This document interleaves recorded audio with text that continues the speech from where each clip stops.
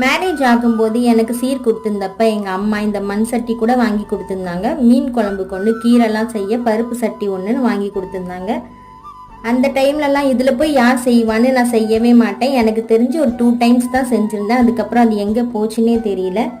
நான் மேரேஜுக்கு முன்னாடி சுடு தண்ணி கூட வச்சதில்லைன்னு சொல்லுவாங்கள்ல, அந்த கேட்டகரியை சேர்ந்த ஆளு நான். வாரத்துக்கு ஒரு தடவையும் மாதத்துக்கு ஒரு தடவையும் எங்கள் அம்மா வந்து செக்கிங் இன்ஸ்பெக்டர் மாதிரி இதில் பூச்சி வந்துருச்சு அதில் வந்துருச்சுன்னு சொல்லி ஏன்டி இப்படி பண்ணுறேன்னு கேட்பாங்க. அப்போல்லாம் நான் நிறையவே வேஸ்ட் பண்ணுவேன். இப்போல்லாம் ஆனால் அப்படி கிடையாது.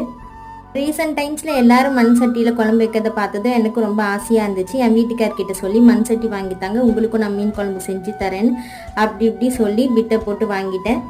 நானும் மண் சட்டியில் மீன் குழம்பு வச்சுட்டேன். மதியம் சாப்பிடும்போது ஒன்றும் தெரியல, நைட்டு சாப்பிடும்போது ஏதோ கெமிக்கல் ஸ்மெல் மாதிரி வந்துச்சு. நானும் வீடியோஸ்லாம் பார்த்து ப்ராப்பராக க்ளீன் பண்ணி தான் செஞ்சேன். ஏன் ஸ்மெல் வருதுன்னே தெரியல. உங்களுக்கு தெரிஞ்சால் கமெண்ட்டில் சொல்லுங்கள்.